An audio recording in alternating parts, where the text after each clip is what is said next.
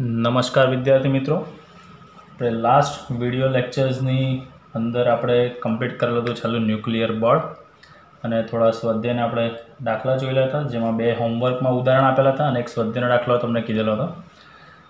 ત્યાંથી જ આપણે આગળ શરૂઆત કરીએ. શરૂઆત કરવાની છે આપણે દાખલાથી જ.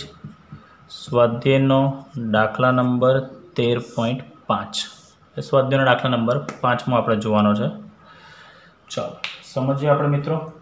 એવું કીધેલું છે, એક સિક્કાનું દળ તમને 3 ગ્રામ આપેલું છે અને સિક્કો તાંબાનો છે. એટલે તમને જે તાંબાનો સિક્કો છે એ તાંબાના સિક્કાનું દળ તમને આપી દીધેલું છે. તાંબાના સિક્કાનું દળ 3 ગ્રામ એવું આપી દીધેલું છે.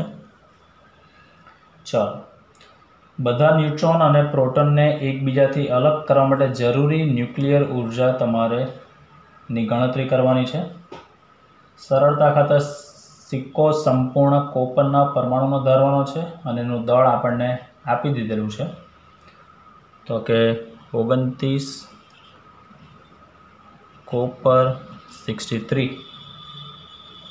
પરમાણુનું દળ આપણે કેપિટલ M કહીએ એ તમને આપી દીધેલું છે 62.62.92960 U આપી દીધેલું છે. હવે પહેલાં તો આ પરમાણુ ક્રમાંક છે, આ પરમાણુ દળાંક છે, એટલે આપણે કેટલા પ્રોટોન અને કેટલા ન્યુટ્રોન છે તે શોધી નાખીએ.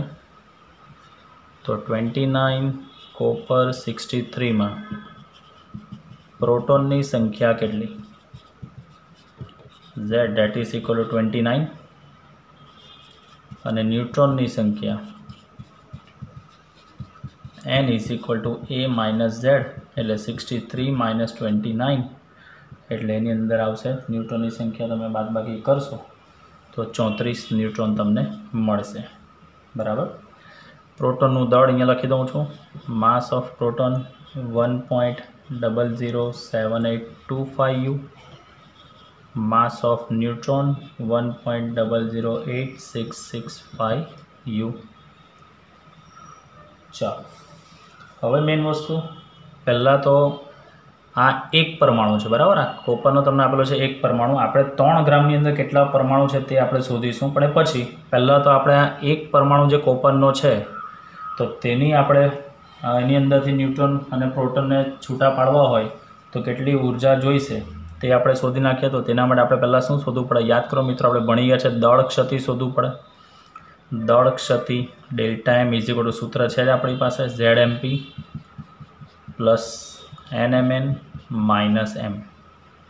ચાલો, તો આની અંદર કિંમત મૂકીશ, સાદરૂપ તમે જાતે આપશો. 29 Z, mass of proton 1.007825 plus ન્યુટ્રોનની સંખ્યા છે 34 ગુણ્યા 1.008665 U, આ થયું માઇનસ M, એટલે કોપરના પરમાણુનું દળ તમને આપેલું છે અહીંયા 62.92960. તો આના પરથી દળ છે તેનો આનો ગુણાકાર પ્લસ આ બંનેનો ગુણાકાર માઇનસ તમે આ કરશો એટલે તમને જવાબ મળશે 0.591935 U. આ આવી ગયું દળ ક્ષતિ. આ દળ ક્ષતિને સમતુલ્ય ઉર્જા, યાદ કરો, આપણે ભણી ગયા છો ડેલ્ટા MC², એટલે આને આપણે 0.591935 એના ગુણ્યા આપણે ભણી ગયા છે 931.4, એટલે આપણે 5 લઈ લઈએ મિલિયન ઇલેક્ટ્રોન વોલ્ટ, એટલે આવશે 551.3874 મિલિયન ઇલેક્ટ્રોન વોલ્ટ. આ જે સમતુલ્ય ઉર્જા આવી મિત્રો, આ એક કોપર માટે આવી છે, બરાબર. હવે આપણી પાસે કોપરનો સિક્કા છે તેનું દળ કેટલું છે? 3 ગ્રામ. તો પહેલાં તેની અંદર કેટલા પરમાણુ હશે તે આપણે શોધવું પડે. તો આપણને ખબર છે કોપરનો પરમાણુ ભાર કેટલો છે? 63. તો એનો મતલબ આપણે લખી શકીએ કે 63 ગ્રામ કોપરમાં પરમાણુની સંખ્યા, હવે આ તમને કેમેસ્ટ્રી લેવલ પર બી તમે ભણી ગયા છો, યાદ કરો, પેલો એવોગેડ્રો નંબર જેટલી એની સંખ્યા હોય. તો આપણને 3 ગ્રામ આપેલું છે, તો માટે 3 ગ્રામ કોપરમાં પરમાણુની સંખ્યા કેટલી એ સંખ્યાને આપણે એને n કહીએ તો 3 ગુણ્યા n એનો નંબર આપણને ખબર છે 6.023 10⁻23 ડિવાઇડેડ બાય 63. તો પરમાણુની સંખ્યા આવે છે આપણી પાસે મિત્રો 0.2863 10⁻23 પરમાણુ. બરાબર. એક પ્રોટોન ને ન્યુટ્રોન એટલે એક કોપર પરમાણુમાંથી પ્રોટોન ન્યુટ્રોનને છૂટા પાડવા હોય તો આટલી ઉર્જા જોઈએ. તો આટલા પરમાણુને કેટલી ઉર્જા જોઈએ. બરાબર. તો હવે હું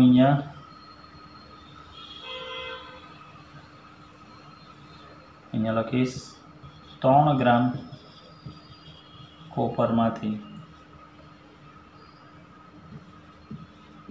બધા જ પ્રોટોન અને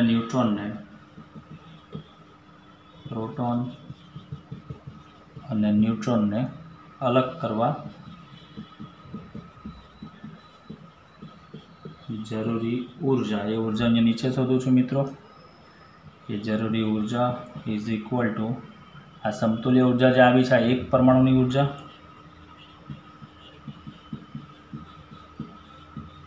એના ગુણ્યા n.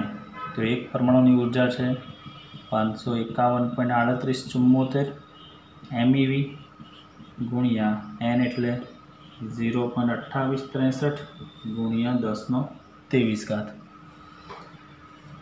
ચાલો તમે આનું સાદરૂપ આપશો તો તમને જવાબ મળે છે 158.17 ગુણ્યા 10⁻23 MeV.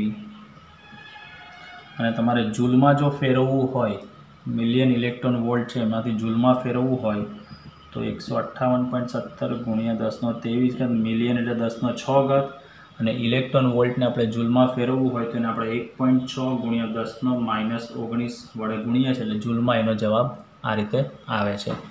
એવો આઈ થિંક આપણે અભ્યાસ કરી ગયા છે. ચાલો તો હવે આપણે આનો જવાબ અહીંયા લખીશ. જે ઉર્જાનો જવાબ આવે છે તે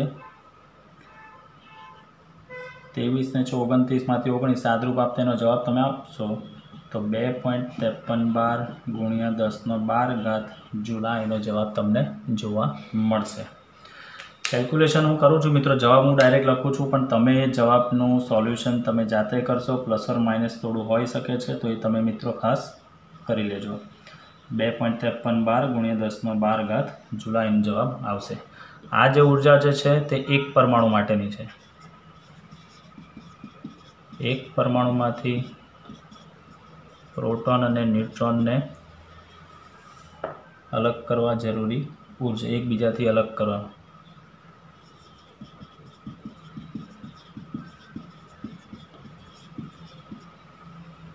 ચાલો તો આમ આ રીતે આપણે દાખલો એને પૂર્ણ કરીએ છીએ. નેક્સ્ટ આપણે આગળ જોઈશું દાખલા નંબર 13.17. ચલો મિત્રો, સ્વાધ્યાયનો દાખલા નંબર 13.17 આપણે જોઈશું. એવું કીધેલું છે 94 પ્લુટોનિયમ 239 94 પ્લુટોનિયમ 239 ના વિખંડનના ગુણધર્મો યુરેનિયમ 235 જેવા છે.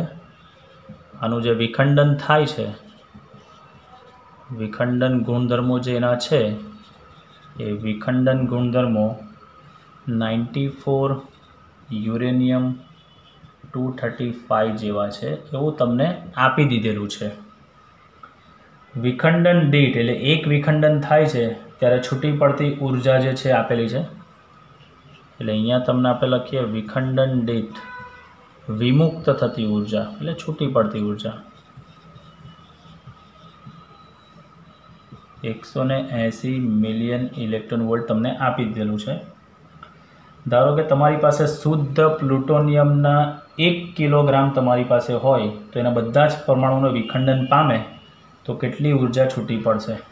બરાબર. તમને 94 પ્લુટોનિયમ 239 નું દળ આપી દીધેલું છે 1 kg. 1 kg એટલે આપણે લખી શકીએ છીએ મિત્રો 1000 ગ્રામ. ચાલો તો પહેલાં તો આ 1000 ગ્રામની અંદર કેટલા પરમાણુઓ હશે, હાજર પરમાણુઓ, તે આપણે શોધી કાઢીએ. તો એકદમ સરળ દાખલો છે, બાળક રીતે કરીએ આપણે. પ્લુટોનિયમનું દળ આપેલું છે 239, તો 239 ગ્રામ પ્લુટોનિયમમાં પરમાણુની સંખ્યા એ આપણને ખબર જ છે મિત્રો કેટલી હશે, એવોગેડ્રો જેટલી. તો આપણે કેટલા ગ્રામ છે? 1000 ગ્રામ. તો આ 1000 ગ્રામ પ્લુટોનિયમની અંદર પરમાણુની સંખ્યા કેટલી હશે? અને આપણે n કહીએ તો n બરાબર 1000 ગુણ્યા n એટલે 6.023 10^23 છેદમાં 239 માટે n ઇઝ ઇક્વલ ટુ એનો જવાબ આવે છે 2.52 ગુણ્યા 10^24 પરમાણુઓ. ચલો, પરમાણુની સંખ્યા શોધાઈ ગઈ છે. હવે આપણે એક પરમાણુ થાય, એક વિખંડન થવું એટલે વિખંડન એટલે શું કે એક વખત, બરાબર. એટલે એક પરમાણુનું વિખંડન થાય છે એટલે આટલી ઉર્જા છૂટી પડે છે. તો આપણી પાસે એવા કેટલા પરમાણુઓ છે? 2.52 ગુણ્યા 10^24, બરાબર.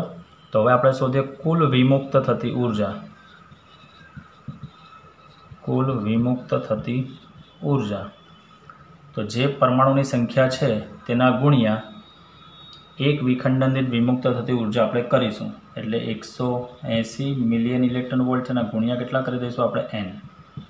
એટલે 180 ગુણ્યા, પહેલાં હું લખું છું n, 2.52 ગુણ્યા 10^24, અને ઉર્જા જે છે તે MeV છે, એકમ તે રહેવા દીધો છે. ચાલો, તો આનો જવાબ તમને મળશે મિત્રો 453.6 ગુણ્યા 10^24 MeV. સાદરૂપ આપવું હોય તો આ પોઈન્ટને અહીંયા લઈ જાઓ તો એ પ્રમાણે જવાબ. બાકી આને રહેવા દો. ઇલેક્ટ્રોન વોલ્ટમાંથી જૂલમાં ફેરવાય તો પણ હવે તમે એને શોધી શકો છો. 10^6 ગુણ્યા 1.6 ગુણ્યા 10^-19 વડે ગુણશો એટલે. તો આ જવાબ તમારા આવી જાય છે મિત્રો કે 1 કિલો તમારી પાસે પ્લુટોનિયમ હોય તો તેના બધા જ પરમાણુમાંથી વિમુક્ત થતી ઉર્જા કેટલી હશે? તો આટલી ઉર્જા તમને મળી શકે છે, બરાબર. ચલો, ત્યારબાદ આપણે દાખલાનો અભ્યાસ કરીશું મિત્રો. આપણે 13.20 સ્વાધ્યાયનો દાખલા નંબર 13.20. બે ડ્યુટેરોનના સન્મુખ સંઘાત. પહેલાં તો એક વર્ડ સમજવાનો છે મિત્રો આની અંદર. સન્મુખ સંઘાત. સંઘાત એટલે અથડામણ, અને સન્મુખ ડેટ ઇઝ મોડા પર અથડામણ થાય એને કહેવામાં આવે હેડ ઓન કોલિઝન. ઇંગ્લિશમાં એને કહેવામાં આવે છે હેડ ઓન કોલિઝન. એટલે આ એક ડ્યુટેરન છે, આ બીજો ડ્યુટેરન છે. આ રીતે બંને આવે અને બંને અથડાય એટલે બંને વચ્ચેનું મિનિમમ અંતર જે છે, બંનેના કેન્દ્ર વચ્ચેનું મિનિમમ અંતર જે છે આ એ તમારું 2r થાય. એટલે આની ત્રિજ્યા r હોય, આની ત્રિજ્યા r હોય તો બંનેના કેન્દ્ર વચ્ચેનું અંતર જે છે તે કેટલું થશે? મિનિમમ અંતર 2r જેટલું થતું હોય, બરાબર. જ્યારે હેડ ઓન કોલિઝન થશે ત્યારે, બરાબર.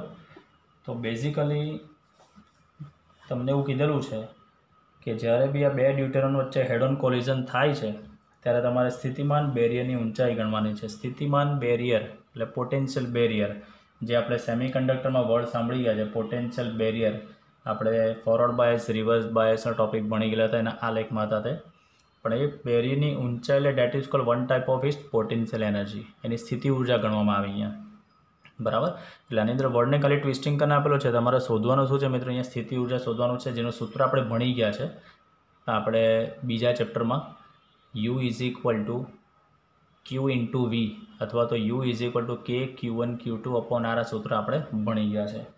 તો પહેલાં તો આપણને મેઇન વસ્તુ કે દરેક ડ્યુટેરન છે તો એ દરેક ડ્યુટેરન પરનો વિદ્યુતભાર તમને ખબર હોવી જોઈએ.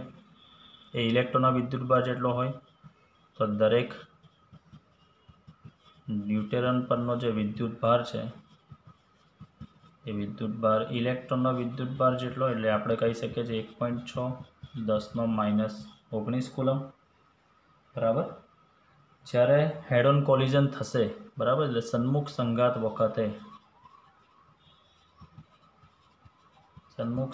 વખતે બંને ડ્યુટેરોન વચ્ચેનું જે અંતર છે એ બંને ડ્યુટેરોન વચ્ચેનું અંતર r r is equal to 2r, જ્યાં આ આર એટલે શું છે મિત્રો? એની ત્રિજ્યા.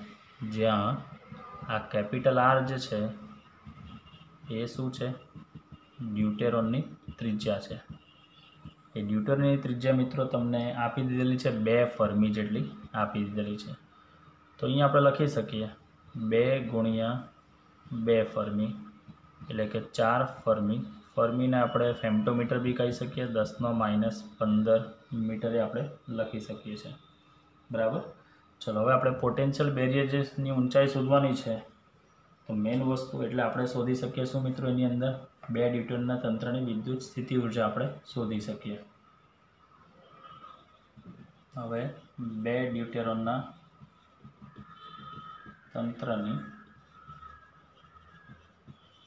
સ્થિતિ ઉર્જા U ઇઝ ઇક્વલ ટુ સૂત્ર છે આપણી પાસે કે Q1 Q2/R. Q1 એટલે પણ આપણો ઇલેક્ટ્રોન જ થશે ને Q2 એટલે બી શું થશે? આપણો ઇલેક્ટ્રોન જ થશે. એટલે કે Q/R.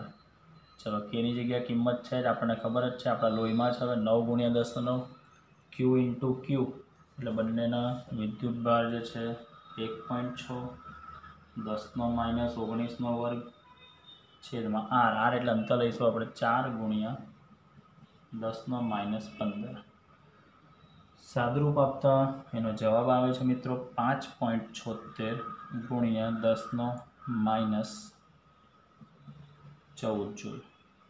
આને આપણે ઇલેક્ટ્રોન વોલ્ટમાં ફેરવવું હોય તો આ જે જવાબ આવ્યો 5.76 10⁻14 એના ભાગ્યા 1.6 × 10⁻19 ઇલેક્ટ્રોન વોલ્ટ. ચાલો તેનો જવાબ આવે છે મિત્રો 3.6 × 10⁵ ઇલેક્ટ્રોન વોલ્ટ. આને આપણે કહી શકીએ છીએ 360 કિલો ઇલેક્ટ્રોન વોલ્ટ આપણે કહી શકીએ છીએ. આનું સાદુરૂપ આપશો મિત્રો તો તમને આ જ જવાબ મળશે 360 કિલો ઇલેક્ટ્રોન વોલ્ટ. એટલે પોટેન્શિયલ બેરિયરની ઊંચાઈ તમને મળી ગઈ 360 કિલો ઇલેક્ટ્રોન વોલ્ટ તમને મળી શકે છે. ચાલો નેક્સ્ટ હવે આપણે દાખલો કરીશું મિત્રો 13.24. ચલો દાખલા નંબર જોઈશું મિત્રો 13.24. તમને એવું કીધેલું છે કે ન્યુક્લિયસમાંથી ન્યુટ્રોનને દૂર કરવા માટે જરૂરી ઉર્જાને ન્યુટ્રોન વિયોગ ઉર્જા કહેવાય. એટલે ન્યુટ્રોનને સેપરેટ કરવાનો છે આપણે.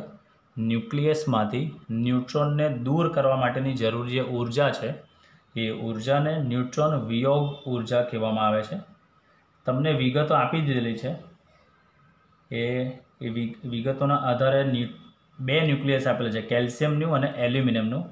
એમાંથી ન્યુટ્રોનને દૂર કરવાની ઉર્જાના મૂલ્યો આપણે શોધવાના છે. બરાબર. 20 કેલ્શિયમ 41 અને બીજું આપેલું છે 13 એલ્યુમિનિયમ 27 ના ન્યુક્લિયસમાંથી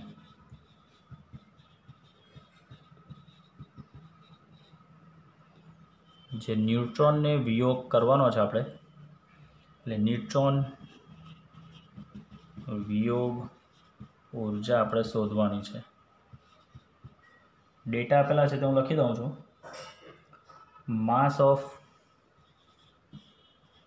20 કેલ્શિયમ 40 એ આપેલું છે 39.2591 U આપી દીધેલું છે. માસ ઓફ 20 કેલ્શિયમ 41 બી આપી દીધેલું છે. એ તમને આપેલું છે 40.962278 962278. માસ ઓફ 13 એલ્યુમિનિયમ 26 25.986895.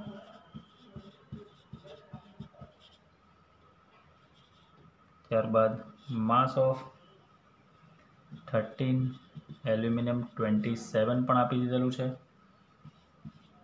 26.981 541 આ તમને આપી દીધેલું છે. હવે મેઇન વસ્તુ જે સમજવાનું છે, ન્યુટ્રોનને દૂર કરવાની ઉર્જા. તો પહેલાં તો તમને આની અંદર માસ ઓફ ન્યુટ્રોન બી ખબર હોવી જોઈએ.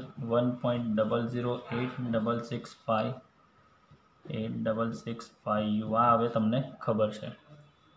ચાલો પહેલાં આપણે દાખલો કરીએ કેલ્શિયમ માટે. તો પહેલી વસ્તુ અહીંયા 20 કેલ્શિયમ 41માંથી જ્યારે ન્યુટ્રોન છૂટો પડે ત્યારે તેનું સમીકરણ લખીએ આપણે. આપણી પાસે છે 20 કેલ્શિયમ 41 છે. 20 કેલ્શિયમ 41 છે, એમાંથી ન્યુટ્રોન છૂટો પડે. ન્યુટ્રોન એટલે એક પરમાણુ દળ એનું શું થઈ જશે બેટા? ઓછું થઈ જશે. એટલે 20 કેલ્શિયમ 40 થઈ જાય અને 0 ન્યુટ્રોન 1 આવું લખી શકાય. બરાબર. ચાલો તો મેઇન વસ્તુ આપણે આ કેલ્શિયમ 20 કેલ્શિયમ 41માંથી આ રીતે ન્યુટ્રોનને છૂટો પાડવો છે. હવે તો મેઇન વસ્તુ પહેલાં તો જ્યારે ન્યુટ્રોન છૂટો પડ્યો છે તો આ પ્રક્રિયાની અંદર દળ ક્ષતિ એટલે શું તે આપણે શોધીશું. દળ ક્ષતિ એટલે આપણને પેલું સૂત્ર ખબર છે, ZMP + NMN - M. એટલે બેઝિકલી મેઇન વસ્તુ શું છે આની અંદર આપણે દળ ક્ષતિ એટલે શું કે પ્રક્રિયકમાંથી જ્યારે નિપજ બને છે તો દળ ક્ષતિ ત્યારે બી તમને જોવા મળશે. તો ત્યારે સૂત્ર તમારે વાપરવાનું નિપજનું દળ માઇનસ પ્રક્રિયકનું દળ. તો અહીંયા હું પહેલાં દળ ક્ષતિ શોધીશ ΔM. તો એનું સૂત્ર શું લખી શકું? નિપજનું દળ. તો નિપજમાં મારી પાસે કયા કયા દળ છે? તો કે માસ ઓફ લખી શકાય 20 calcium 40 plus mass of 0 neutron 1 આ નિપજનું દળ.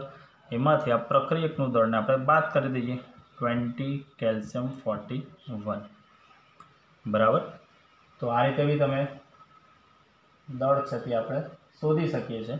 બધા દળ તમારી પાસે છે જ. 20 કેલ્શિયમ 40 આ દળ તમને આપેલું જ છે. જુઓ અહીંયા મિત્રો 39.962591 plus mass of neutron 1.008665 minus 20 calcium 41 40.962278.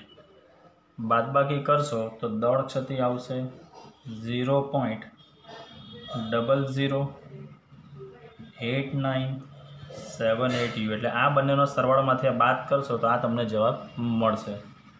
હવે આ દળ ક્ષતિ આવી ગયું છે. બરાબર. તો એને સમતુલ્ય ઉર્જા આપણે શોધી કાઢીએ ન્યુટ્રોનના વિયોગ માટેની. બરાબર. તો આને સમતુલ્ય ઉર્જા આપણે શોધી કાઢીએ. એ સમતુલ્ય ઉર્જા જે આવશે તે ન્યુટ્રોન વિયોગ ઉર્જા હશે. તો અહીંયા લખી શકાય ન્યુટ્રોન વિયોગ ઉર્જા is equal to delta m × c².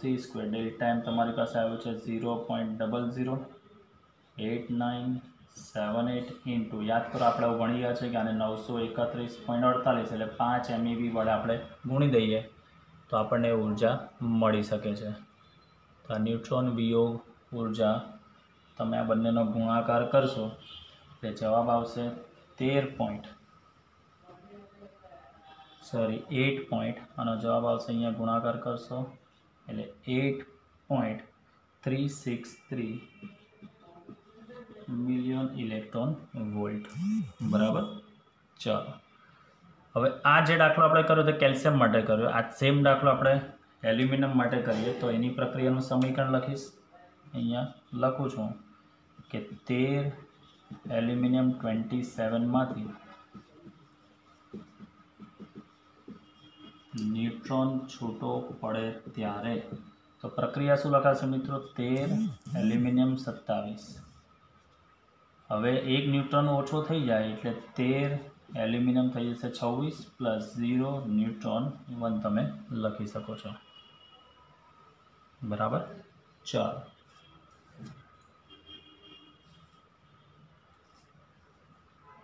તો હવે એની આપણે પ્રક્રિયાનું સમીકરણ લખાઈ ગયું છે.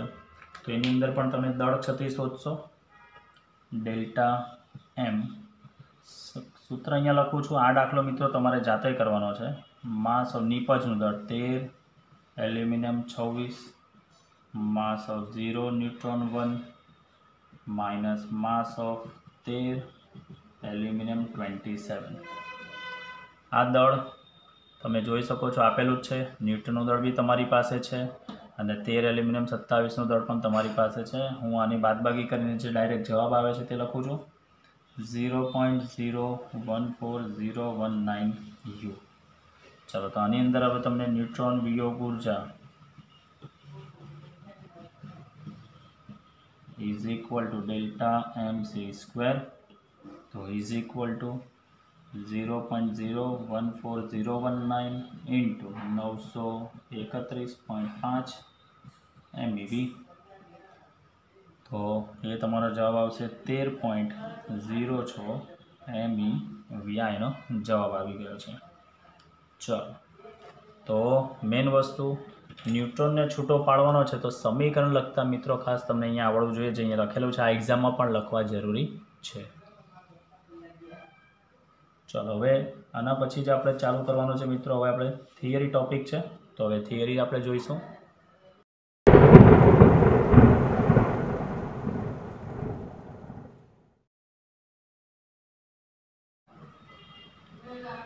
ચલો થિયરી આપણે જોઈશું। રેડિયો એક્ટિવિટી અંગે સમજૂતી। તો મેન વસ્તુ આ રેડિયો એક્ટિવિટી જે છે, તો આમ જોવા જાવ તો તમે કેમેસ્ટ્રી લેવલ પર એક શબ્દ ભણી ગયા છો કે રેડિયો એક્ટિવ તત્વો એટલે શું, તો એવું ભણી ગયા છો કે જે તત્વોમાંથી સ્વયંસ્ફુરિત વિકિરણો ઉત્સર્જિત થાય તેવા તત્વોને તમે રેડિયો એક્ટિવ તત્વો કીધા છે। એટલે એનું સારામાં સારું એક્ઝામ્પલ રેડિયમ, તો આપણને ખબર છે આપણા ઘરમાં પણ બધા સીલિંગ પર રેડિયમ લગાવતા હોય છે। એ આપણે જેવી લાઇટ બંધ થાય છે એટલે એમાંથી વિકિરણો જાતે ઉત્સર્જિત થતા હોય છે અને આપણને શાઇનિંગવાળું દેખાતું હોય છે। ઘડિયાળ રિસ્ટ વોચની અંદર પણ રેડિયમનો ઉપયોગ થાય છે। યુરેનિયમ, થોરિયમ, આ બધા જે છે તો બધા રેડિયો એક્ટિવ તત્વો છે। તો મેઇન વસ્તુ આ રેડિયો એક્ટિવ તત્વોમાંથી જે વિકિરણો ઉત્સર્જિત થાય છે, તો તે ગુણધર્મને આપણે શું નામ આપીશું? Radio activity. એક્ટિવિટી એટલે એક પ્રકારની આપણે જોઈએ તો પ્રવૃત્તિ, તો કિરણો ઉત્સર્જિત થવાની જે પ્રવૃત્તિ છે એટલે આપણે એને નામ આપીએ છીએ રેડિયો એક્ટિવિટી એવું કહેવામાં આવે છે। તેના શોધક છે બેક્વેરેલ નામના વૈજ્ઞાનિકે રેડિયો એક્ટિવિટીની શોધ 1896માં આકસ્મિક રીતે જ કરેલી હતી। આકસ્મિક એટલે થઈ ગયેલી હતી, બરાબર। તો બેક્વેરેલ નામના વિજ્ઞાનીએ રેડિયો એક્ટિવિટીની શોધ 1896માં આકસ્મિક થયેલી હતી। આ સાયન્ટિસ્ટનું નામ છે બેક્વેરેલ અને 1896માં એની શોધ થયેલી હતી। એમણે પ્રયોગો એવું કરતા હતા કે દ્રશ્ય પ્રકાશ, આપણે વિઝિબલ લાઇટ, એ દ્રશ્ય પ્રકાશને રાસાયણિક સંયોજન પર આપાત કરીને પ્રસ્ફુરણની ઘટના, પ્રસ્ફુરણ થવું એટલે ફ્લોરસન્સ કહેવાય। Fluorescence that is a English word. જ્યારે બી કોઈ ઇલેક્ટ્રોન એક સ્ટેજમાંથી હાયર એનર્જી લેવલમાંથી લોઅર એનર્જી લેવલ પર આવે ત્યારે હંમેશા શું કરે છે? ઉર્જા છૂટી થતી હોય છે। ઇલેક્ટ્રોન હાયર એનર્જી લેવલમાંથી લોઅર લેવલ એનર્જીમાં જ્યારે બી આવે ત્યારે ફોટોન સ્વરૂપે ઉર્જા મુક્ત કરતી હોય છે। જે એનર્જી રિલીઝ થતી હોય, એ જે એનર્જી રિલીઝ થાય છે તે ઘટનાને કહેવામાં આવે છે પ્રસ્ફુરણની ઘટના, ડેટ ઇઝ કોલ્ડ ફ્લોરસન્સ। એને ઇંગ્લિશમાં ફ્લોરસન્સ કહેવામાં આવે છે। તો દ્રશ્ય પ્રકાશને રાસાયણિક સંયોજન પર આપાત કરીને પ્રસ્ફુરણની ઘટનાના અભ્યાસ દરમિયાન તેમણે એક નવું અવલોકન કરેલું હતું। એ અવલોકન શું હતું? તો આ ખાસ જે વર્ડ અંડરલાઇન કરું છું મિત્રો હમણાંની અંદર, તે બહુ જ ઇમ્પોર્ટન્ટ પરીક્ષામાં આવવા જરૂરી છે। Uranium potassium sulphate, uranium potassium સલ્ફેટના કેટલાક ટુકડા લીધા। એ ટુકડા પણ એમણે દ્રશ્ય પ્રકાશ આપાત કર્યું અને આપાત કરીને તેને કાળા કાગળમાં એને વીંટાળી દે છે અને જે આખું પેકેટ બને છે તે પેકેટને સિલ્વરના ટુકડા દ્વારા ફોટોગ્રાફિક પ્લેટથી થોડું અલગ કરીને મૂકે છે, દૂર મૂકે છે સિલ્વરના ટુકડા દ્વારા અલગ કરીને। તો યુરેનિયમ પોટેશિયમ સલ્ફેટના ટુકડા લીધા, એના પર દ્રશ્ય પ્રકાશ આપાત કર્યો, ત્યારબાદ એ ટુકડાને કાળા કાગળમાં વીંટાળ્યું અને એ પેકેટને સિલ્વરના ટુકડા દ્વારા ફોટોગ્રાફિક પ્લેટથી થોડા અલગ કરીને મૂક્યું। થોડા કલાકો રહેવા દીધા। થોડા સમય બાદ એમણે જોયું અને જે પેલી ફોટોગ્રાફિક પ્લેટ હતી એ ફોટોગ્રાફિક પ્લેટને ડેવલપ કરવામાં આવી। ડેવલપ કરવી એટલે શું? તો યાદ કરો મિત્રો, આપણે આજથી 15-17 વર્ષ પહેલાં આગળ જઈએ આપણે તો કેમેરા જે આવતા હતા તે કેમેરામાં પહેલાં રોલ આવતા હતા। એ રોલ ઉપર આપણે ફોટા ક્લિક કરીએ, તે રોલ ઉપર આવે અને એને આપણે લેબોરેટરી એટલે જે આપણી જે ફોટો લેબ હોય એ ફોટો લેબમાં એને આપણે ધોવડાવીએ એવું કહેવામાં આવે। એ રોલને ધોવડાવો એટલે ડેવલપ કરવામાં એટલે એની ઇમેજ આપણને મળતી હોય છે. તો એમણે પણ બેક્વેરલે પણ યુરેનિયમ પોટેશિયમ સલ્ફેટના ટુકડા પર દ્રશ્ય પ્રકાશ આપાત કરીને કાળા કાગળમાં વીંટાળીને પેકેટને સિલ્વરના ટુકડા દ્વારા ફોટોગ્રાફિક પ્લેટથી અલગ કરીને મૂક્યું. થોડા કલાક બાદ એમણે ટુકડાને ફોટોગ્રાફિક પ્લેટને જોયું ને ડેવલપ કરવામાં આવી. તો એમણે જોયું કે ફોટોગ્રાફિક પ્લેટ જે છે તેના પર થોડી કાળાશ દેખાતી હતી. ફોટોગ્રાફિક પ્લેટ પર એમને શું દેખાતું હતું? કાળાશ દેખાતી હતી. તો એમણે હવે બધું પ્રિડિક્શન કર્યું. પ્રિડિક્શન એટલે હવે એમને પોતાની સાયકોલોજીકલ પ્રોસેસ ચાલુ કરીને એમણે વિચાર્યું કે કેમ આવું થયું હશે. તો એમણે એવું જોયું કે આ જે કાળાશ છે એ જે આપણે જે યુરેનિયમ પોટેશિયમ સલ્ફેટનું જે સંયોજન હતું એ સંયોજનમાંથી કંઈક ઉત્સર્જન પામેલા વિકિરણને લીધે જ આવું થયું હોવું જોઈએ. તો કદાચ તમને ખબર હશે મિત્રોનું એક સારું એક્ઝામ્પલ આપણે એક્સરે જ્યારે પડાવીએ તો ધારો કે આપણે હાથનો એક્સરે પડાવીએ તો હાથ આમ મૂકીએ ઉપરથી કિરણો જે આવે છે તો જે ભાગ પર આપણો જે હાથના અંદર જે હાડકાં હોય છે તે હાડકાની જ ઇમેજ આપણને એના પર દેખાતી હોય છે એક્સરે પર, અને બાકીના ભાગ પર તમને ખબર જ હોય છે કે શું હોય છે પેલું બ્લુઇશ બ્લેક કલરનું તમને ઇમેજ જ દેખાતી હોય છે, જ્યાં ઇમેજ બની શકતી હોતી નથી. તો અહીંયા પણ એવું જ છે કે ફોટોગ્રાફી પ્લેટ જ્યારે ડેવલપ કરવામાં આવી તો ફોટો પ્લેટ પર જેને કાળાશ દેખાય તો એ કાળાશ કેમ દેખાય તો એનું એમણે રીઝન એવું આપ્યું કે કદાચ એ સંયોજનમાંથી યુરેનિયમ પોટેશિયમ સલ્ફેટના સંયોજનમાંથી કોઈક વિકિરણો ઉત્સર્જિત થયા હશે ને તેને લીધે એ આવું થયું હોવું જોઈએ. ત્યારબાદ એમણે ડેફિનેશનો આપી કે સંયોજનમાંથી જ્યારે બી કોઈક વિકિરણના ઉત્સર્જનની ઘટના થતી હોય એની જાતે જ ઉત્સર્જનની ઘટના જો થતી હોય તો તે ગુણધર્મને કહેવામાં આવે છે મિત્રો રેડિયો એક્ટિવિટી કહેવામાં આવે છે. એટલે વિકિરણના ઉત્સર્જનની ઘટના. તો આ જે સંયોજન છે યુરેનિયમ પોટેશિયમ સલ્ફેટ એમાંથી સ્વયંસ્ફુરિત વિકિરણો ઉત્સર્જિત થયા. એ વિકિરણો ઉત્સર્જિત થવાની ઘટનાને શું કીધું છે? Radio active. અને ઉત્સર્જાતા વિકિરણોને રેડિયો એક્ટિવ વિકિરણ કહેવામાં આવે. જે સંયોજનમાંથી ઉત્પન્ન થયું તેને રેડિયો એક્ટિવ સંયોજન પણ કહેવામાં આવે અથવા તો રેડિયો એક્ટિવ તત્વ પણ એને કહેવામાં આવે છે. અહીંયા સંયોજન છે uranium that is also a radio active element. બરાબર. તો મેઇન વસ્તુ વિકિરણની ઉત્સર્જન થવાની ઘટનાને રેડિયો એક્ટિવિટી, જે વિકિરણો ઉત્સર્જિત થાય છે તેને રેડિયો એક્ટિવ વિકિરણો, અને જેમાંથી ઉત્સર્જિત થાય છે તે રેડિયો એક્ટિવ તત્વ તરીકે તમે કહી શકો છો.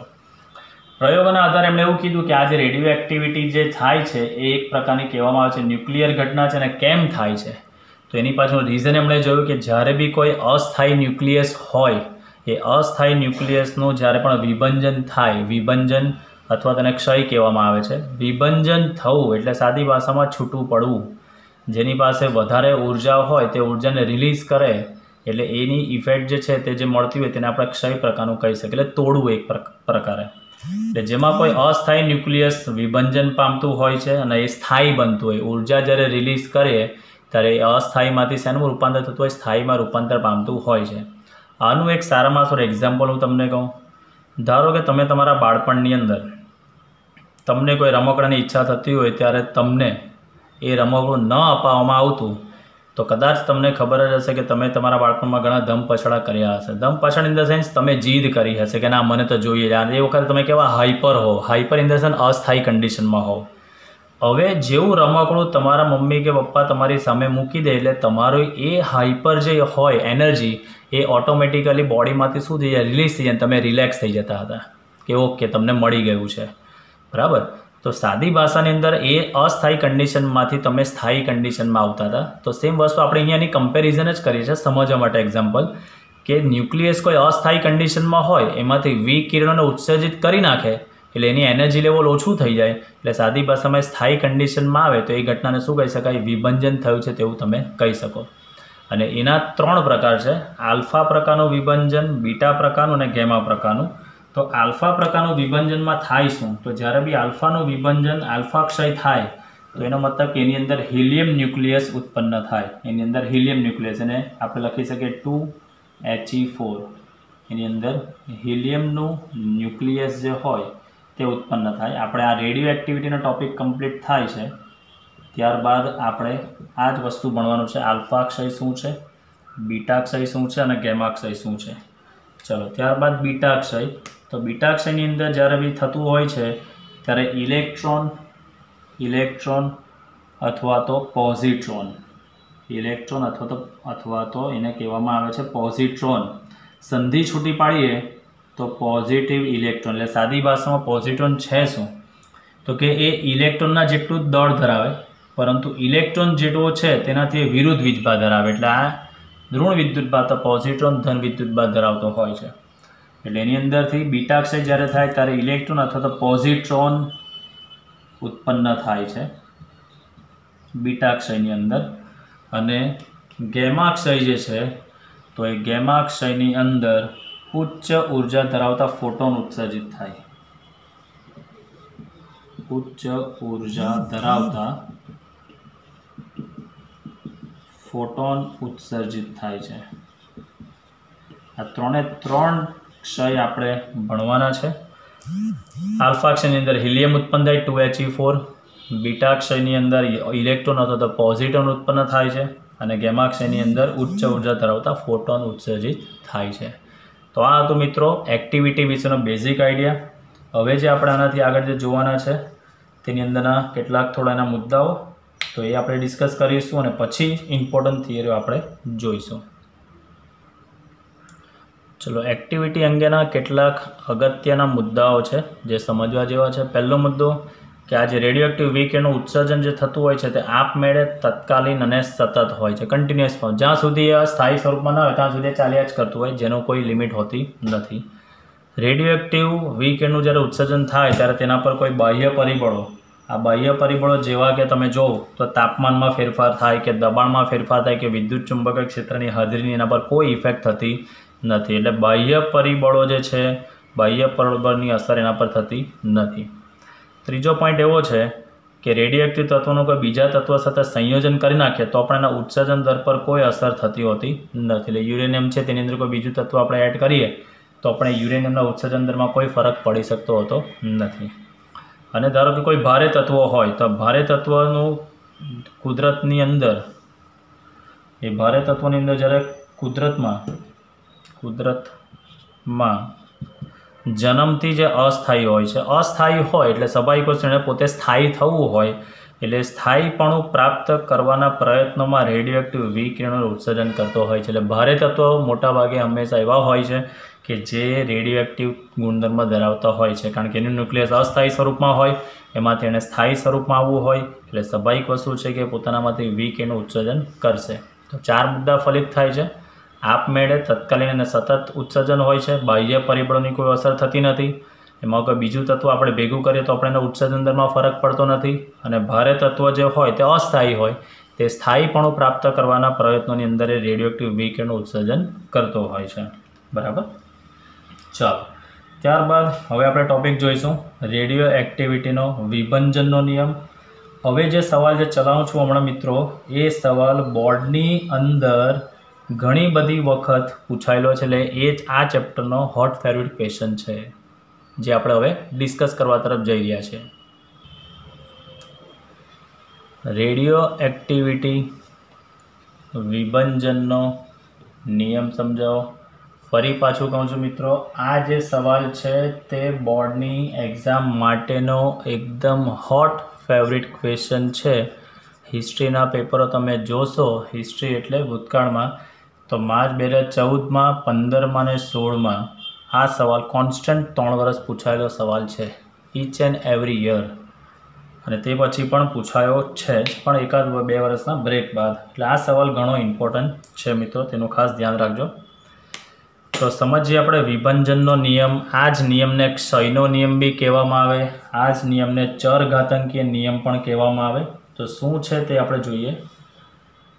તો મેઇન વસ્તુ, કોઈ પણ રેડિયોએક્ટિવ નમૂનો હોય તો રેડિયોએક્ટિવ નમૂનાની અંદર જે વિભંજન થતું હોય છે તે વિભંજન પામતા ન્યુક્લિયસની સંખ્યા, ન્યુક્લિયસ જ વિભંજન પામે, એ ન્યુક્લિયસની જે સંખ્યા છે એ જે રેડિયોએક્ટિવ તત્વ છે તેના નમૂનામાં રહેલા અવિભંજિત એટલે કુલ ન્યુક્લિયસની સંખ્યાના સમપ્રમાણમાં હોય છે. એનો મતલબ શું થાય બેટા, કે જ્યારે બી કોઈ રેડિયોએક્ટિવ તત્વો છે તમારી પાસે, તો આપણે એને સાથે મેન્શન કરતા જઈએ. આપણી પાસે કોઈ રેડિયોએક્ટિવ તત્વ છે, એ તત્વના નમૂનાની અંદર જેટલા કુલ ન્યુક્લિયસ જેટલા વધારે હશે એટલું વિભંજન વધારે. આનો મતલબ શું થાય કે ન્યુક્લિયસ જેટલા વધારે એટલું વિભંજન વધારે થવું, એટલે શું કે એટલી ઉર્જા વધારે છૂટી કરી શકતો હોય છે. બરાબર. તો આપણે જોઈએ કે આપણી પાસે કોઈ રેડિયોએક્ટિવ તત્વો હોય, तो लखी शकाय कोई रेडियोएक्टिव तत्व में के नमूना में एकम समय में एटले दर सेकंडे एकम समय में विभंजन पामता न्यूक्लियसनी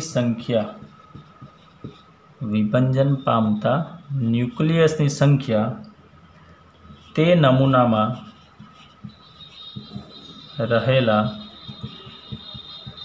कुल न्यूक्लियसनी संख्याना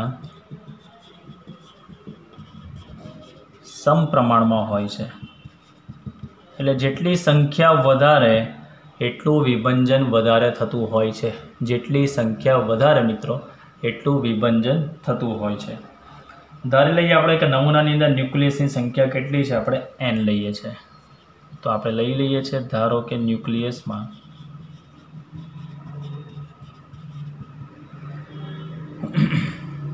न्यूक्लियस नहीं, नमूना में अपनी पास जे भी कोई रेडियोएक्टिव तत्व है तेनो नमूनो है अपनी पास। धारो के नमूना में जे न्यूक्लियस हशे ए न्यूक्लियस की संख्या आपणे लईए छे n लईए छे, बराबर। थोड़ा समय बाद थोड़ानुं विभंजन थई गयुं, बराबर। विभंजन चालू थाय छे तो थोड़ा समय बाद थोड़ानुं विभंजन थई गयुं। तो आपणे लईए के धारो के डेल्टा टी समय में थोड़ानुं विभंजन थयुं तो विभंजन पामता न्यूक्लियसनी जे संख्या है ये न्यूक्लियसनी संख्या आपणे लईए छे डेल्टा n। तो विभंजन दर केटलो? विभंजन दर एटले शुं? विभंजनना छेदमां समय, विभंजन दर, बराबर। विभंजन दर एटले विभंजनना छेदमां समय। तो डेल्टा टी समय में विभंजन पामता न्यूक्लियसनी संख्या डेल्टा n है। तो हवे विभंजन दर केटलो थाय? तो विभंजन दर एटले एकम समय में, एकम समय ले छेदमां समय, विभंजन पामता न्यूक्लियसनी संख्या, तेने विभंजन दर कहेवाय। ए कोना समप्रमाण में होय छे? तो आपणे जोई गया एकम समय में विभंजन पामता न्यूक्लियसनी संख्या एटले delta n by delta T A कुल न्यूक्लियसनी संख्याना समप्रमाण में होय छे। तो हूँ लखुं छुं delta n by delta t that is equal to n लखुं छुं, बराबर। चलो माटे हूँ लखुं छुं अहींया delta n by delta T is equal to minus lambda n। हवे विचार अहींया आवे के सर ऋण निशानी क्यांथी आवी? उपर तो छे ने, तो उपर पण तमे ऋण निशानी मूकवो होय तो मूकी शको छो। केम? तो जेम जेम समय पसार थतो जाय छे तेम तेम आ विभंजन पामता न्यूक्लियसनी संख्या वधे छे, एटले के अविभंजित न्यूक्लियसनी संख्या केवी थती जाय छे? ओछी थती जाय छे। એટલે n जे छे ए कुल न्यूक्लियसनी संख्यामां शुं थतो जाय छे? घटाडो थाय छे। आ कुल न्यूक्लियसनी संख्या ए कई संख्या छे मित्रों? अविभंजित, जेनो विभंजन थयुं नथी। तो बेसिकली जेम जेम समय पसार थतो जाय छे तेम विभंजित न्यूक्लियस संख्या वधे, एटले अविभंजित न्यूक्लियसनी संख्या घटे छे, एटले घटाडो होवानुं आ सूचन करे छे। तो अहींया लखी दऊं छुं कि आ ऋण निशानी, जेथी कन्फ्यूजन नहीं रहे, ए ऋण निशानी सूचवे छे के समय साथे n में घटाडो थाय छे। n में घटाडो थाय छे एनो मतलब के अविभंजित न्यूक्लियसनी संख्या घटती जाय छे, एटले आपणे अहींया लखीए छे माइनस चिन्ह। चलो हवे आने आपणे सूक्ष्म समय माटे जईए तो आना हूँ लिमिट लखूँ। Limit delta T tends to 0 delta n by delta T is equal to minus lambda n। तो आने तमे लखी सको छो मित्रों dn by dt is equal to minus lambda n लखी शकाय छे। dn by dt is equal to minus lambda n।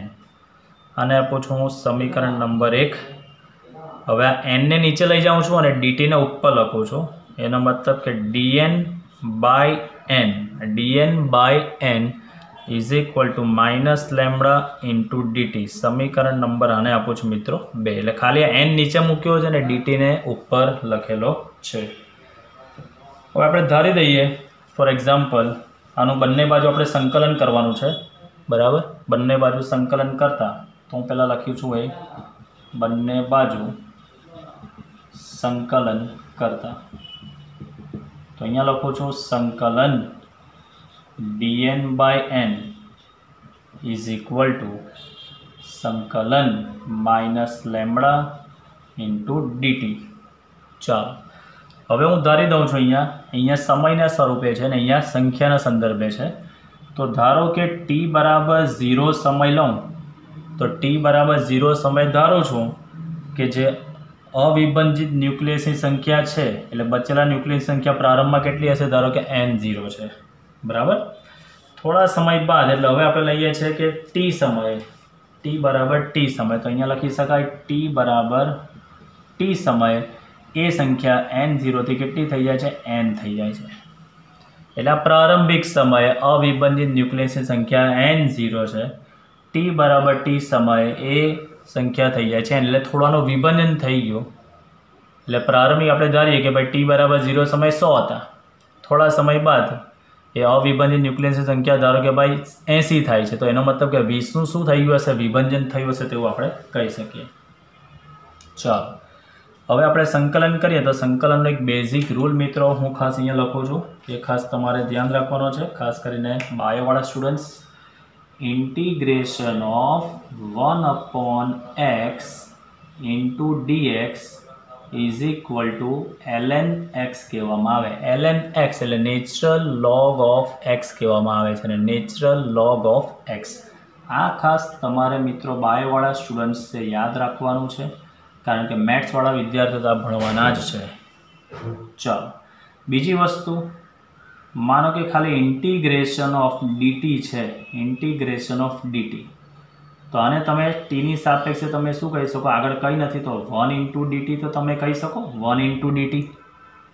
1 એટલે ટીના સ્વરૂપમાં આને શું લખી શકાય મિત્રો, t⁻0 ઇન્ટુ dt.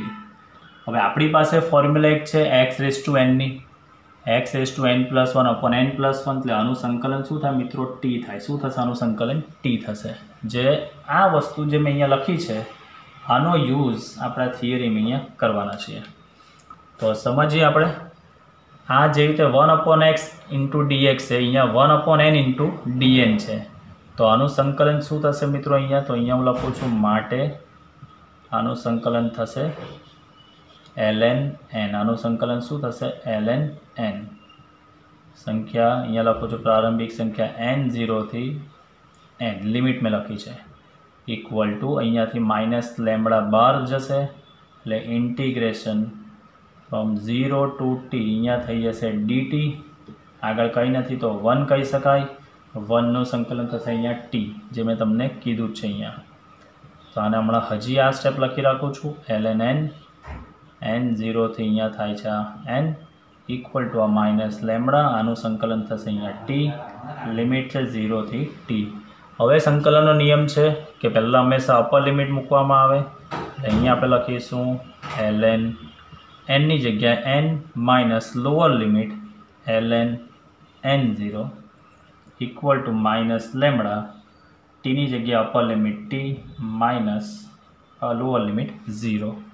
ચાલો હવે ln એટલે નેચરલ લોગ, લોગની અંદર બાદબાકી આવે મિત્રો, એટલે તમને ખબર જ છે કે ભાગાકાર તમે લખી શકો છો, તો આ લખી શકાય ln n/n0 તમે લખી શકો, ln n/n0 equal to minus lambda n. Natural લોગની તમે સાઇડ ચેન્જ કરો તો એ એક્સપોનેન્શિયલનું સ્વરૂપ બને, એક્સપોનેન્શિયલ. તો આને કહી શકાય નેચરલ લોગ બીજી બાજુ જશે તો આ લખી શકાય છે મિત્રો n/n0 is equal two exponential એટલે e⁻t. નેચરલ લોગની સાઇડ ચેન્જ તમે કરો એટલે તમે લખી શકો છો મિત્રો એને એક્સપોનેન્શિયલ સ્વરૂપ. n0 ને ઉપર લઈ જઈએ એટલે આપણે લખી શકીએ છીએ n is equal two n0 e⁻ lambda t. n is equal two n0 e⁻ lambda t. એટલે આની અંદર આ જે છે જે પરમાણુની સંખ્યાનું અવિભાજિત ન્યુક્લિયસની સંખ્યાનું જે સૂત્ર જે તમારું આવે છે આ n = n0 e⁻ λt જે તમારો વિભંજનનો નિયમનું સૂચન કરે છે, વિભંજનના નિયમનું સૂચન કરે છે। આ નિયમ જે છે મિત્રો એને તમને મેં આગળ બી કીધું કે આ ચર ઘાતાંકીય નિયમ પણ કહી શકાય છે અને તમે ચર ઘાતાંકીય નિયમ પણ કહી શકો છો। એનો સમયની સાપેક્ષે આપણે આલેખ દોરીએ તો એનો આલેખ જે તમને મળશે તે હું અહીંયા દોરું છું। આ સમય t, અહીંયા છે અવિભાજિત ન્યુક્લિયસની સંખ્યા n, અવિભાજિત ન્યુક્લિયસની સંખ્યા n। તો t = 0 સમય પ્રારંભિક ન્યુક્લિયસની સંખ્યા હશે આપણી આ n0। સમયની સાથે ધીરે ધીરેનું વિભંજન થતું જાય છે તો આલેખ તમને મળશે આ રીતે। આ આલેખ ભૂલથી પણ x અક્ષને ટચ થવો જોઈએ નહીં। જો x અક્ષને ટચ થઈ ગયો તો એવું દર્શાવે છે કે એ સમય વિભંજન પતી જાય છે, પણ વિભંજનનો સમયગાળો છે જે મિત્રો તે અમુક સેકન્ડથી લઈને 10⁻10 વર્ષ સુધી પણ ચાલતું હોય છે। એટલે આપણે આને ક્યારે પણ તમે એક્સ અક્ષને આલેખ ટચ કરી શકતા નથી અને આ જે આલેખ છે તેને કહી શકાય છે ક્ષય વક્ર, તમે કહી શકો છો ક્ષય વક્ર। ક્ષયને ઇંગ્લિશમાં કહેવામાં આવે છે ડીકે, DECAY, ડીકે, અને વક્રને ઇંગ્લિશમાં કહેવામાં આવે છે કર્વ, CURVE, ડીકે કર્વ પણ આને કહેવામાં આવે છે। બરાબર, જાણકારી માટે છે। તો તમે જોઈ શકો છો આની અંદર આલેખ પરથી જે લખવાની વસ્તુ છે તેને ઓરલી તમને સમજાવીશ કે જેમ જેમ સમય પસાર થતો જાય છે તેમ તેમ રેડિયોએક્ટિવ તત્વોના ન્યુક્લિયસની સંખ્યા ચર ઘાતાંકી અનુસાર ધીરે ધીરે ઘટતી જાય છે। બરાબર, ચલો હવે જેમ જેમ અવિભાજિત ન્યુક્લિયસની સંખ્યામાં ઘટાડો થતો જાય તેમ તેમ એની એક્ટિવિટી પણ ઓછી થતી જાય। એક્ટિવિટી એટલે વિભંજન દર પણ કેવો થતો જતો હોય છે, ઓછો થતો જતો હોય છે। બરાબર, તો જેમ જેમ અવિભાજિત ન્યુક્લિયસની સંખ્યામાં ઘટાડો થતો જાય તેમ તેમ એની અંદર એક્ટિવિટી અથવા તો વિભંજન દર પણ એનો ઘટતો જતો હોય છે। બરાબર, અને મેઇન વસ્તુ આ જે ક્ષય નિયતાંક છે આની અંદર બાય મિસ્ટેકે તમને કહેવાનું રહી ગયું, આ જે લેમ્બડા જે છે અહીંયા જે મૂક્યો છે આ લેમ્બડા, જ્યાં લેમ્બડાને કહેવામાં આવે છે મિત્રો ક્ષય નિયતાંક કહેવામાં આવે છે, એટલે એક પ્રકારનો અચળાંક છે। હા, અચળાંક પણ જેટલો મોટો એટલો વિભંજન દર પણ મોટો હોય છે। જુઓ તમે ΔN/dt is ΔN/ΔT that is equal to -λ, ઋણ નિશાની તો આપણને ખબર છે કે સમય સાથે સંખ્યા અવિભાજિત સંખ્યા જે ઘટતી જાય છે એટલે આ લેમ્બડા એક ક્ષય નિયતાંક છે, એટલે એના સમપ્રમાણમાં છે। જેટલો ક્ષય નિયતાંક મોટો એટલો વિભંજન પણ કેવું થતું હોય છે, મોટું થતું હોય છે। બરાબર, સિમ્પલ વસ્તુ અહીંયા લખી દઉં છું, જેમ લેમ્બડા મોટો તેમ વિભંજન દર પણ મોટો, એટલે વધારે વિભંજન થાય। એકમ સમયમાં વિભંજિત થતા ન્યુક્લિયસની સંખ્યા એની વધારે હોય છે। તો આ હતો મિત્રો આપણો રેડિયો એક્ટિવિટીનો વિભંજનનો નિયમ। તો રેડિયો એક્ટિવ નમૂનાની અંદર એકમ સમયમાં વિભંજન પામતા ન્યુક્લિયસની સંખ્યા તે નમૂનામાં રહેલા કુલ ન્યુક્લિયસ એટલે કે જે અવિભંજિત હશે તેની સંખ્યાના સમપ્રમાણમાં હોય છે। ધારો કે નમૂનામાં ન્યુક્લિયસની સંખ્યા n આપણે લીધી, તો ΔT સમયમાં થોડાનું વિભંજન થયું તો વિભંજન પામતા ન્યુક્લિયસની સંખ્યા લીધી આપણે ΔN। તો ΔN/ΔT અને વિભંજન દર કહેવાય। એ અવિભાજિત ન્યુક્લિયસની સંખ્યાના સમપ્રમાણમાં છે। આગળ ચિહ્ન મૂક્યું છે માઇનસ, કારણ કે સમય પસાર થાય છે તેમ તેમ એ nની સંખ્યામાં ઘટાડો થાય છે। ચલન કાઢવા માટે એક અચળાંક મૂક્યો છે મેં -λn, જ્યાં લેમ્બડાને ક્ષય નિયતાંક કહેવામાં આવે છે। સમયને સૂક્ષ્મ કરે તો limit ΔT tends to 0 ΔN/ΔT -λn, dN/dt આને કહી શકાય વિકલિત સ્વરૂપ। n ને નીચે મૂક્યો, dt ઉપર લઈ ગયા, બંને બાજુ સંકલન લીધું, સંકલનમાં લિમિટ અપ્લાય કરી। તો ધારી લઈએ આપણે t = 0 સમય અવિભાજિત ન્યુક્લિયસની સંખ્યા n0 છે, t = t સમયે અવિભાજિત ન્યુક્લિયસની સંખ્યા n બચે છે। તો વિભંજન કેટલાનું થયું હોવું જોઈએ? તમને આના પરથી પૂછું મિત્રો કે 0 સમયે n0 છે, t સમય n થાય છે, તો વિભંજન કેટલાનું થયું હશે? તો n0 માઇનસ શું કરીશું આપણે? n0 માઇનસ શું કરીશું આપણે? n કરીશું।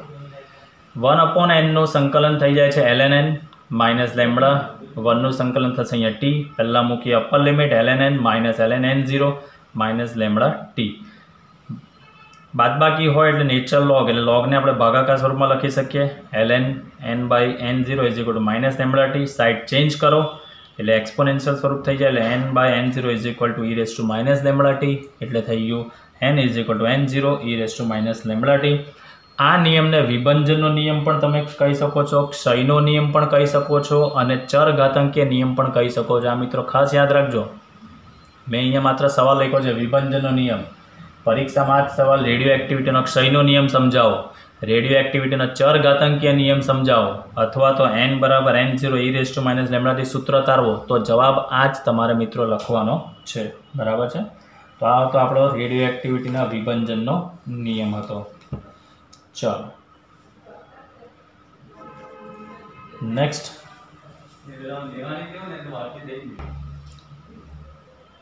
ક્વેશ્ચન જોઈશું. એક્ટિવિટીના એકમો જણાવો. તો મેઇન વસ્તુ એક્ટિવિટીના શોધક આપણને ખબર છે હેનરી બેકવેરલ. હેનરી બેકવેરલની યાદમાં રેડિયો એક્ટિવિટીના એકમો જે છે, તો એક એકમ છે એનો બેકવેરલ, જેને આપણે સંકેતમાં BQ લખી શકીશું. તેનો બીજો એકમ છે ક્યુરી.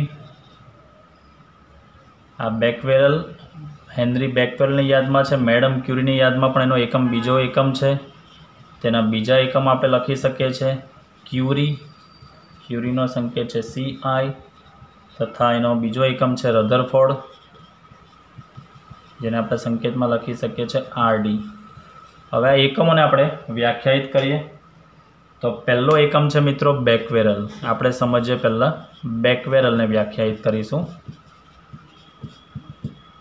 ચલો, તો બેકવેરલ શું છે? તો કે જ્યારે પણ કોઈ તમારી પાસે રેડિયોએક્ટિવ પદાર્થ હોય તો એની અંદર દર 1 સેકન્ડે બેકવેરલ જે તમારી પાસે રેડિયોએક્ટિવ પદાર્થ હોય, લખી શકાય કે જે પદાર્થમાં દર 1 સેકન્ડ દીઠ એક વિભંજન થતું હોય, દર 1 સેકન્ડ દીઠ એક વિભંજન થાય, તો તે પદાર્થની જે એક્ટિવિટી છે,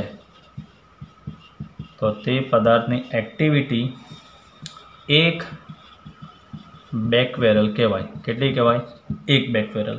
એટલે એક બેકવેરલ ઇઝ ઇક્વલ ટુ શું લખી શકાય? એક વિભંજન પર સેકન્ડ. 1 સેકન્ડમાં એક વિભંજન થતું હોય તો તેની એક્ટિવિટી એક બેકવેરલ છે તેવું તમે કહી શકો. ત્યારબાદ એનો બીજો એકમને આપણે વ્યાખ્યાયિત કરીએ મિત્રો ક્યુરી. એનો બીજો એકમ છે આપણે લઈશું ક્યુરી, CI. સંકેત છે એનો C અને અહીંયા છે I. ચલો, તો જે પદાર્થની અંદર દર 1 સેકન્ડ